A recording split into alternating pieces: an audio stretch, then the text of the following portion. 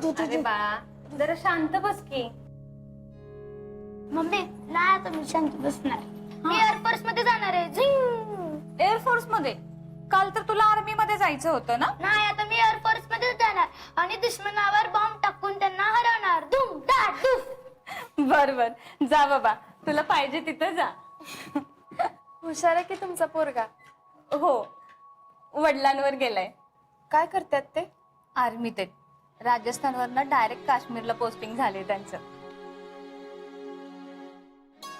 मग इथं मामांना घेऊन आलोय, म्हणजे ह्यांच्या वडिलांना लई त्रास आहे म्हणून इकडे घेऊन आलोय, त्यांच्या संग आलोय आम्ही.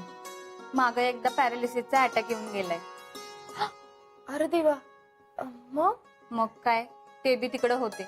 मला लई टेन्शन आलं होतं. मग हो, आर्मी आहे तर काही काळजी नाही बघा ताई. ॲम्ब्युलन्स आली आणि त्यांना घेऊन इकडे आलो आम्ही, आणि ह्यांना पण फोन करून सांगितलं तुम्ही काही काळजी करू नका म्हणून. तिथल्या लोकांनी मामांचं सगळं व्यवस्थित बघितलं. खरंच अशा वेळेला आर्मीच आपल्या पाठीशी उभी राहते. खरंय तुमचं. ते आत गेले ते तुमचे मिस्टर का? वय ते बी फौज मध्येच आहेत. अरे वा. मग पेशंट कोण आहे? तेच आहेत. काय झालं? ते कुपवाड्यात एका मिशन मध्ये त्यांच्या हाताला गोळी लागली. गोळी लागली? तर त्यांची फिटनेस टेस्ट आहे. काही काळजी करू नका ताई, सगळं व्यवस्थित होईल बघा. आणि इथले डॉक्टर पण हुशार आहेत, व्यवस्थित निदान करतात. अगदी कुटुंबावानीच काळजी घेतात का नाही आर्मी? खरंय तुमचं. आता आमचे हे तिकडं असतात तर 100 भाऊ त्यांच्या आमच्या मदतीला उभे आहेत. मी एकटीच असते घरी, म्हणजे घरात कोण पुरुष माणूस नाही, त्यात माझा मुलगा पण लहान आहे, तरी पण असं कधी जाणवू दिलं नाही. एका फौजीच्या बायकोचे सगळे आधार सुटले तरी एक मोठा आधार कायम असतोय, आणि तो म्हणजे आर्मी. फौजीच्या कुटुंबाला आर्मी कधीच वाऱ्यावर सोडत नाही. तुम्ही पण काळजी करू नका ताई, तुमचे हे एकदम व्यवस्थित बरे होतील बघा. होय. तुम्ही नलवडे का? हो. तुम्हाला आतमध्ये बोलू. बर येते, काही काळजी करू नका ताई.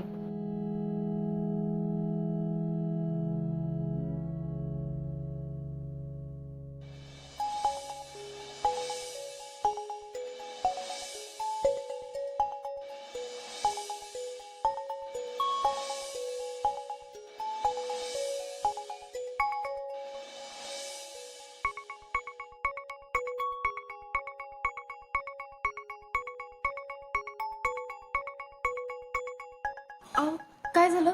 काय म्हणले डॉक्टर? कसा आहे तुमचा हात? हो सांगतो चल. अहो आधी सांगा की. सगळ्या टेस्ट क्लिअर झालो मी, आता एकदम व्यवस्थित आहे, आणि फिटनेस टेस्ट बी क्लिअर झालं. देवच पावला म्हणायचं.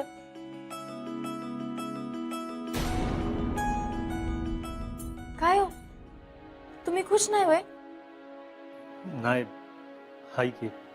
नाही नाही, अजून काय तर आहे. तुम्ही मला सांगत नाही अजून. अगं मी व्यवस्थित आहे, बरा बी आहे, पण अजून 3 महिने मी हातावर भार नाही देऊ शकणार. मग व्यवस्थित काळजी घेऊच की आपण. अगं ते आहेच की ग, पण अजून 3 महिने मला नीट काळजी घेण्यासाठी क्लिरिकल जॉब करायला लागणार. हा मग एवढंच तर आहे ना. अगं शितले तुला माहिती आहे ना, अगं मला बॉर्डरवर जायचंय. अगं तिकडची परिस्थिती काय बघतेस ना तू. होय, पण आता आर्मीत असणं हे सगळ्यात जास्त महत्वाचं आहे, आणि क्लेरिकल जॉब ही महत्वाचाच असतोय, हाय का नाही? अगं तुझं म्हणणं बरोबर आहे शितले, पण अशी परिस्थिती असल्यावर तिथं कसं राहूचं वाटेल सांग बरं. हे बघा, ह्यो विचार आधी तुम्ही तुमच्या डोक्यातनं काढून टाका. तुमची गरज लागली की ते नक्की बोलवून घेणार तुम्हाला. ते बी आहे. बघता बघता 3 महिने निघून जातात. अहो, आणि ह्याच्यामुळं हे काम कसं असते हे बी कळलं ना तुम्हाला.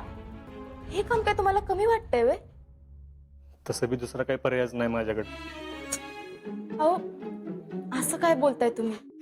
उलट विचार करा, ह्याच्यामुळं आपल्याला घरातल्यांना समजून देता येईल. आता क्लेरिकल जॉब करता करता आपण त्यांना पटवून देऊ शकतोय ना. अगं असं नाही शितले, मी परत आर्मीत जाण्यालाच विरोध आहे त्यांचा. अहो ते तर आहेच, पण हे बघा, आता तुमच्या सगळ्या टेस्ट क्लिअर झाल्यात का नाही, ते जास्त महत्वाचं आहे. आणि ह्याच्यामुळे बी घरातले आपल्याला सपोर्ट करू शकतात की. आता काय माहित काय करतात. मला माहितीये तुम्हाला बॉर्डरवर जायचं होतं, पण आपल्याला आवडणारी एखादी गोष्ट आपल्याकडनं पूर्णपणे हिरावून घेण्यापेक्षा थोड्या काळाचा दुरावा परवडला की.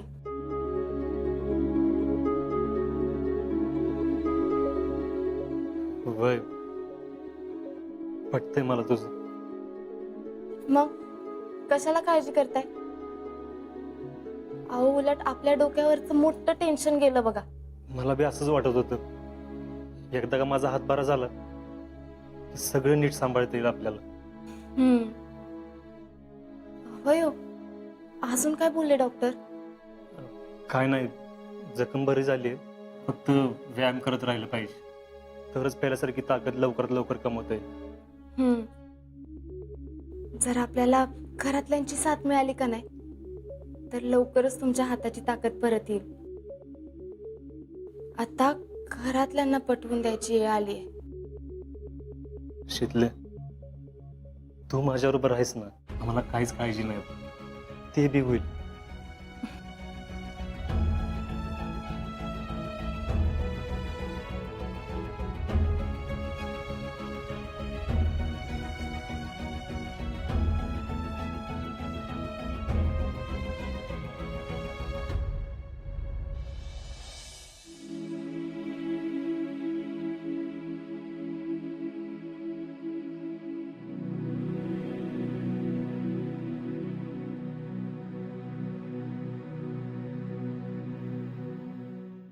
देवा विठ्ठला, माझा आजा म्हणजे आईविना मोठं झालेलं पोर, आईबाप नसल्याची, पोरकं असल्याची एक जखम तो लहानपणापासून उरी बाळगून आहे. आणि काय जरी म्हणत असलो तर त्याला असंच वाटतंय हे मला माहितीये,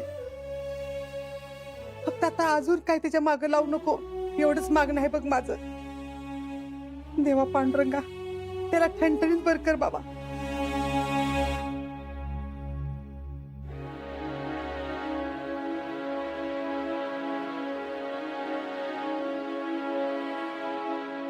देवा, आजा काय का म्हणना, तो आर्मीत जाईल का नाही ही पुढली गोष्ट झाली, पण त्याला एकदम फिट कर, त्याचा हात एकदम बरा होऊ दे. अजून काय नसतं लाचन नको त्याच्या मागे लावूच.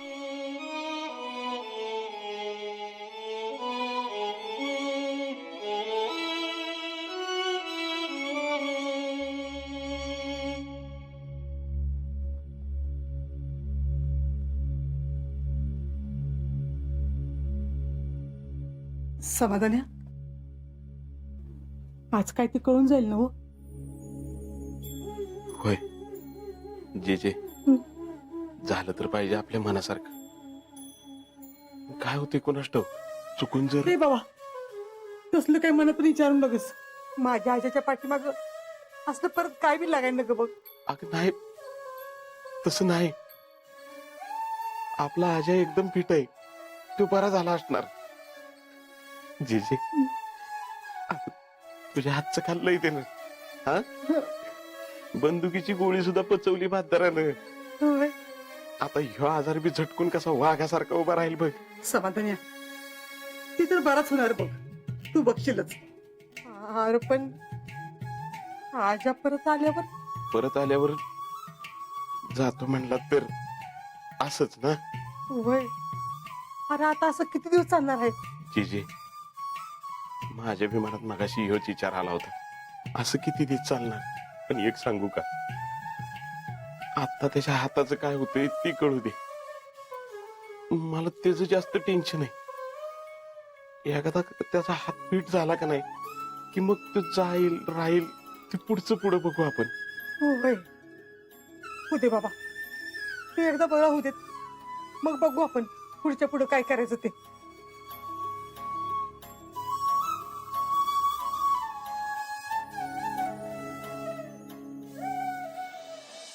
आत्ता लगेच?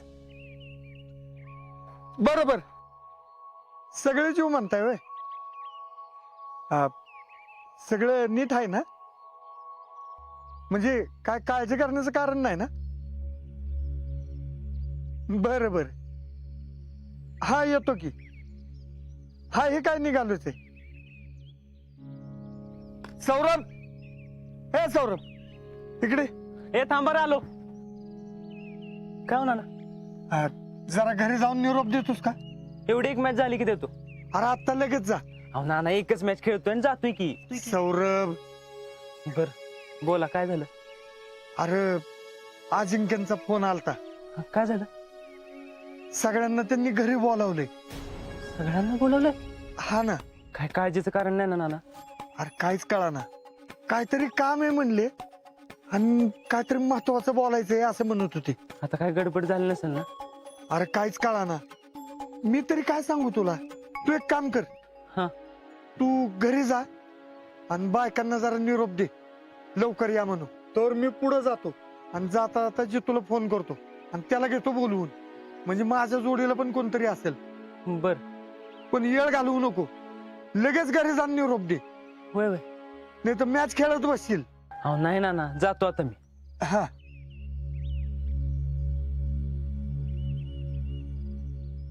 असं अचानक का बोलवलं असेल दाजींनी? काहीतरी गडबड झाली नसेल ना? पण टायडील तरी माहिती घातलं, तिला सांगितलं पाहिजे. मेसेजेस करतो तिला.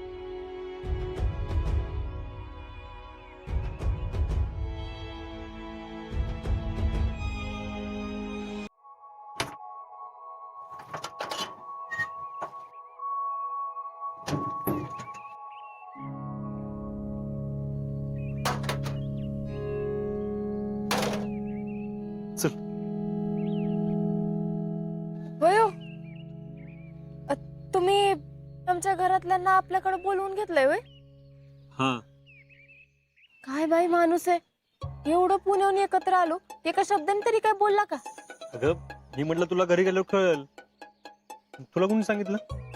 मला आता सौऱ्याचा मेसेज आलाय, घरातले सगळे आपल्याकडे गेलेत म्हणून. वय मी सांगितलं होतं नानांना. का बोलवून घेतलंय सगळ्यांना? अगं मी आता टेस्ट क्लिअर झालो, व्यवस्थित आहे. हे घरी सांगायला नको. जसे आपल्या घरातले काळजीत होते तसे तुझ्या बी घरातले होते ना, म्हणून मला सगळ्यांना एकत्र सांगू. अहो पण आता बोलवायची काय गरज आहे? सगळे एकत्र येणार, तोच विषय होणार परत. अहो तुम्ही बरे झालाय हे सोडून बाकी सगळे त्याच विषयावर चर्चा करत बसणार. तर मग होती की चर्चा. तसं बी कधी ना कधीतरी बोलायला लागणारच आहे ना. अहो पण आता काय बोलायचं राहिलंय? तुम्ही परत जाणार हेच सगळ्यांना पटत नाही तर परत वादावादी होणार, परत तुम्हाला वाईट वाटणार. त्यापेक्षा मला असं वाटतं हे सगळं नंतर झालं असतं का नाही तर बरं झालं असतं. शितले, नंतर नंतर म्हणत आपण किती दिवस पुढे ढकलणार आहे? आणि कधी ना कधी सगळ्यांना सांगायची, सगळ्यांना पटवून द्यायची गरज लागणारच आहे ना. अहो, ते तर झालंच की, पण मग आणि हे बघ, काय व्हायचंय ना ते आज होऊ दे. मला असं वाटतंय त्यावेळी समजून घेतील सगळे. काय माहित, मला तर लईच धाकधूक लागून राहिले. शिकले काय नाही होत. आपण नीट समजावून सांगितलं ना, ऐकतील सगळे. अहो तुम्ही मस्त समजून सांगाल की, पण त्यांनी ऐकून घेतलं पाहिजे ना. तू आहेस ना माझ्या बरोबर. अहो, मी तर कायमच आहे की. मग कशाला काळजी करू मी?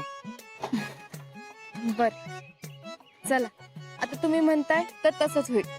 बोला तुम्ही, मी आहे तुमच्या बरोबर.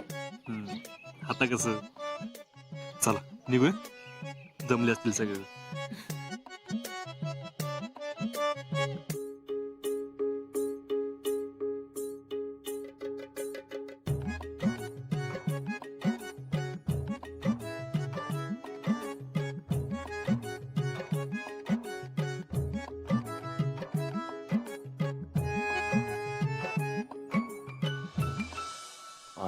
म्हणजे असं झालं वय? आजानं फोन करून सांगितलं वय तुम्हाला? वय म्हणाले घरी या, जरा बोलायचं होतं. पण असं तातडीनं का बरं बोलवले त्यांनी? आता सुमन, आम्हाला तरी काय ठावं ग, कशाला बोलवले ते?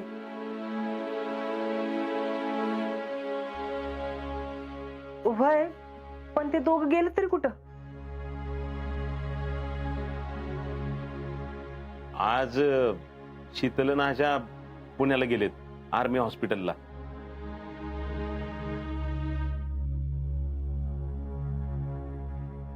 तिथं अजयची टेस्ट होणार होती, मग समजणार होतं तो फिट आहे का नाही ती. फिट आहे का नाही म्हणजे? म्हणजे आर्मीत परत जायला फिट झाल्यात का नाही?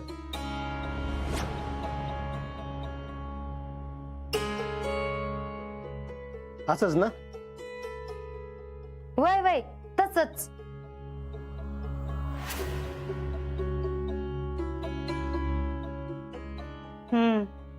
म्हणजे तेच बोलायला बोलवले होय आम्हाला? वय तसंच असेल. आता त्यात काय बोलायचं आहे आता? आणि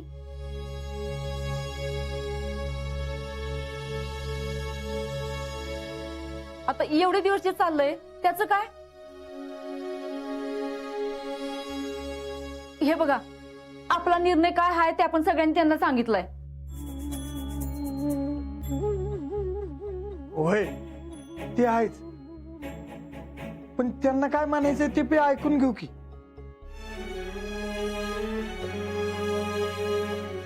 नाना त्यांना काय म्हणायचे ते म्हणू दे, आपलं ठरलंय ना. दिवस विषय परत परत उघडण्यात काय अर्थ आहे? आता आपले ठरले नव, मग आता काय जरी झाले ना तर आपण सगळ्यांनी आपल्या निर्णयावर ठाम राहूया.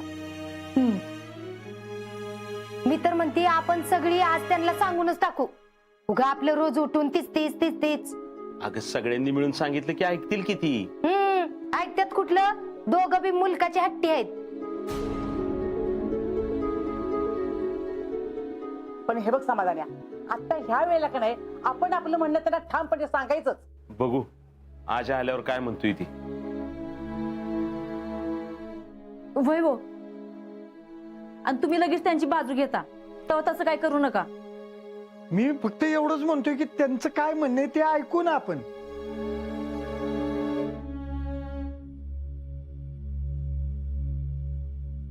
काय बाई, काय असलं. अजिंक्य बरे झाले तरी टेन्शन, नाही झाले तरी बी टेन्शन. कसं व्हायचं आपलं?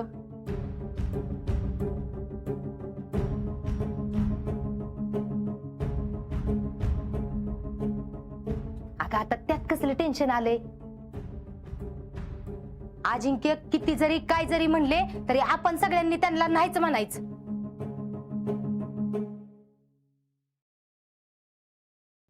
हे घ्या, आलेच.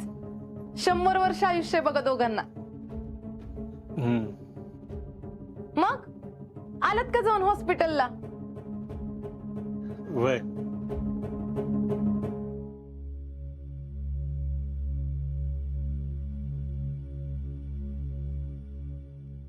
काय म्हणले मग डॉक्टर?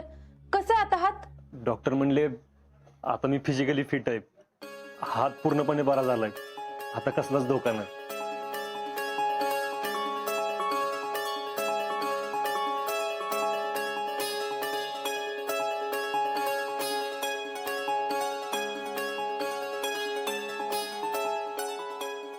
देवा पांडुरंगा, पावलास र बाबा, असंच माझ्या पोरांच्या पाठीशी राहा बाबा.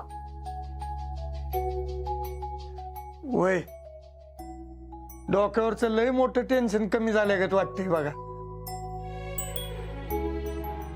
वय बरं झालं देवा. माझ्या तर घशा खालनं घास बी उतरत नव्हता बघा सकाळपासनं. वा वा वा, काँग्रेस बर का फौजी. Sorry Congress lance naik. मग आता तुम्ही आर्मीत परत जाऊ शकता म्हणा की. एक मिनिट, काय म्हणलीस? लान्स नाईक? हा, वय मला आता बढती मिळाली, प्रमोशन झालंय, म्हणजे आता लवकरात लवकर मला परत आर्मीत जाता येईल.